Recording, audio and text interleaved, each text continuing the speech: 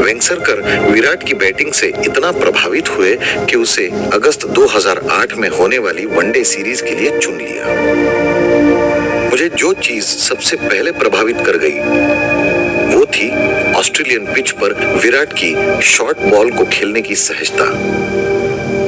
ये हमेशा ही international players के लिए एक अच्छा संकेत होता है, वेंगसरकर ने बताया। उसे टीम में सिलेक्ट करना आसान नहीं था। कई सिलेक्टर्स उसकी जगह तमिलनाडु के सुब्रमण्यम बद्रीनाथ को सिलेक्ट कर रहे थे, लेकिन वेंगसरकर ने सभी पर जोर डाल दिया। जब बोर्ड के तत्कालीन खजांची और तमिलनाडु क्रिकेट के कंट्रोलर एन श्रीनिवासन को यह मालूम पड़ा कि मैंने तमिलनाडु के एक प्लेयर को हटाकर विराट कोहली को लिया है, वो आग बबूला हो गए और जाकर बीसीसीआई प्रेसिडेंट शरद पवार को शिकायत कर दी। अगले दिन उन्होंने मुझे सिलेक्टर्स के चेयरमैन के पद से हटा दिया। लेकिन अच्छी बात यह है कि वो अब भी मेरे विराट को टीम में लेने के फैसले को बदल नहीं सकते थे, वेंगसरकर कहते हैं। अंडर 19 वर्ल्ड कप ट्रॉफी जीतने के 6 महीने के अंदर ही विराट कोहली इंटरनेशनल क्रिकेटर बन गया था। 3 साल के कुछ भीतर ही वो वर्ल्ड कप जीतने वाली सीनियर टीम का मेंबर था। लेकिन फिर भी विराट के इंडिया के लिए शुरुआती दिन बहुत उतार चढ़ाव से भरे थे।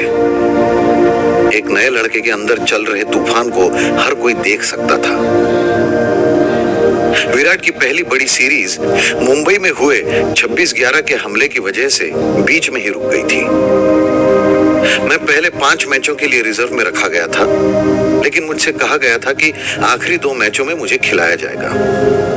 लेकिन अचानक ही वो आतंकी हमले हो गए और सीरीज उन आखिरी 2 मैचों के ठीक पहले ही बंद हो गई। इसलिए मुझे खेलने का मौका ही नहीं मिला और फिर अचानक मुझे टीम से ड्रॉप कर दिया गया और अगले 12 महीनों तक मैं बाहर बैठ के यही सोचा करता था कि मुझे फिर से इंडिया के लिए खेलने का मौका मिलेगा भी या नहीं, कोहली याद करते हुए बताते हैं। उस वक्त का एक सिलेक्टर बताता है कि विराट असल में अपनी ही छवि के कैदी बन गया था। हमें लगातार ये कहानियां सुनाई जा रही थी कि कैसे 2009 आईपीएल के साउथ अफ्रीका के दौरान विराट कोहली शराब पर शराब पिए जा रहा था और वो क्रिकेट से ज्यादा अपनी हेयर स्टाइल और टैटू में दिमाग खपा रहा था। यह कहना था उसी सिलेक्टर का। क्रिकेट की कंपटीशन से भरी दुनिया में फिलहाल तो ऐसे ही लग रहा था कि विराट को मैदान के बाहर की जा रही गड़बड़ियों की सजा दी जा रही थी। विराट इन सभी बातों को नाकारते हुए कहता है कि उसके बारे में ऐसे लोग बात कर रहे थे जो उसे जानते तक नहीं थे। विराट 2008-9 के समय को डिप्रेसिंग समय कहते हैं और उसमें विराट ने वही किया जो उसके पहले कितने ही खिलाड़ी कर चुके थे। घरेलू मैचों में इतने रन बनाओ कि सिलेक्टर्स तुम्हें नजरअंदाज ही नहीं कर पाए। वो कहता है, खेल में आप रो गा नहीं सकते, आप जाइए और अपनी पूरी ताकत लगाकर काम कीजिए और कुछ हासिल कीजिए। अंत में आप ही खुद की मदद कर सकते हैं। विराट के मुश्किल वक्त में जिन लोगों ने उसे ताकत देते हुए उससे बात की, उनमें युवराज सिंह भी थे। युवराज को भी क्रिकेट में अच्छा न कर पाने की हर बार उनके काफी चमकीले तौर तरीकों और बॉलीवुड लाइफस्टाइल के कारण उनकी आलोचना की जाती थी। मुझे याद है एक बार मैंने विराट को बहुत सीरियसली ये बात बोली थी कि अगर उसे अच्छा क्रिकेटर बनना है तो उसे मुझे कॉपी नहीं करना चाहिए, बल्कि सचिन को अपना आदर्श बनाना चाहिए। उसे सचिन की तरह अनुशासन में रहना चाहिए, मेरी तरह लापरवाह नहीं, युवराज बताते हैं। मजे की बात यह है कि विराट को अगला बड़ा ब्रेक युवराज की इंजरी के बदौलत ही मिला।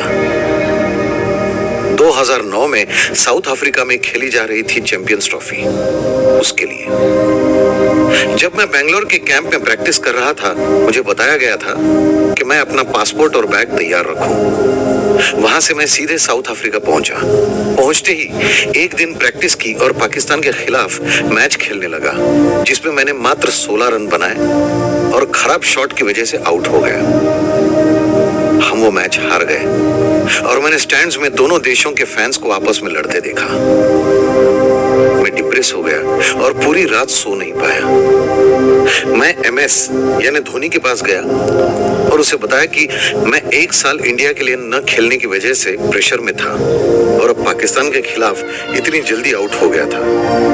उसने मुझे बोला कि मैं परेशान ना हूं और अपने तरीके से गेम खेलूं। धोनी के सपोर्ट की वजह से मेरे ऊपर से कुछ दबाव तो हटा। अगले मैच में मैंने बिना आउट हुए 18 रन बनाए और वेस्टइंडीज के खिलाफ कठिन विकेट पर टिका रहा। थोड़ा अच्छा लग रहा था। मुझे लगता है परेशानी का वो शुरुआती वक्त मेरे लिए बहुत अच्छा रहा था। अभी तक मैं एज ग्रुप वाले क्रिकेट में सभी पर हावी होकर क्रिकेट खेल रहा था, लेकिन यहां आने पर मुझे एहसास हो रहा था कि सबसे बड़े लेवल पर क्रिकेट खेलने के क्या मायने होते हैं। 2011 वर्ल्ड कप शुरू होने में अभी 15 महीने बाकी थे। इन दिनों विराट कोहली ने अपने आप को इंडियन क्रिकेट के महत्वपूर्ण नंबर 3 बैट्समैन के रूप में स्थापित किया। न केवल कोहली ने सेंचुरी मारी बल्कि खुद को ऐसे बैट्समैन के रूप में साबित किया जो टीम को जीतने की स्थिति में ले जाता था। स्कोर का पीछा करने के दौरान कोहली और भी बेहतर खेल रहा था। मुझे लगता है कि स्कोर का पीछा करने वाले मैचों में मेरी जीतने की भूख और भी बढ़ जाती है। आपके पास एक लक्ष्य होता है, आप उसके बारे में प्लान कर सकते हैं और फिर उस प्लान के हिसाब से अपनी इनिंग्स आगे बढ़ाते हैं और टीम को जितवाते हैं, कोहली कहते हैं। साल 2009 में श्रीलंका के खिलाफ कोहली की पहली वनडे सेंचुरी आई थी। साल 2009 कोहली ने अपने दिल्ली के सीनियर प्लेयर गौतम गंभीर के साथ एक बड़ी पार्टनरशिप बनाई। कुछ सालों बाद इन दोनों को IPL के एक मैच के दौरान मैदान पर भिड़ते हुए देखा गया, लेकिन उस दिन गंभीर कोहली की बैटिंग से इतने इंप्रेस हुए थे कि विराट को अपनी man of the match trophy और चेक दे डाली। गंभीर उसे याद करते हुए कहते हैं, मैं अपने करियर में कई बार ऐसे वक्त से गुजरा हूं जहां मुझे खुद पर भरोसा नहीं था। मैं कोहली के साथ ऐसा नहीं होने देना चाहता था। वो कोहली को खुद में भरोसा दिलाने का मेरा तरीका था। मैंने उस दिन जो किया मुझे उस पर गर्व है। उस इनिंग्स में उस दिन वो सभी चीजें दिखी जो आगे चलकर विराट कोहली की पहचान बन जाने वाली थी। दबाव में होने के बावजूद दिमाग को शांत रखते हुए अपनी इनिंग्स को बढ़ाने वाला बैट्समैन विराट कोहली। वो विकेट्स के बीच में भयानक तेजी से दौड़ रहा था, हाथ खोलकर अपने शॉट्स खेल रहा था और मनमर्जी से फील्डर्स के बीच जगह ढूंढ रहा था। दबाव सोख लेने की आदत होने के कारण विराट इंडिया की 2011 वर्ल्ड कप जीत का बड़ा हिस्सा बन गया था। विराट कहते हैं, ईमानदारी से कहूं तो मुझे इतने बड़े स्टेज पर गेम खेलने का कोई दबाव नहीं था, क्योंकि उस वक्त मैं मात्र 21 साल का था। मेरे पास खोने को कुछ नहीं था।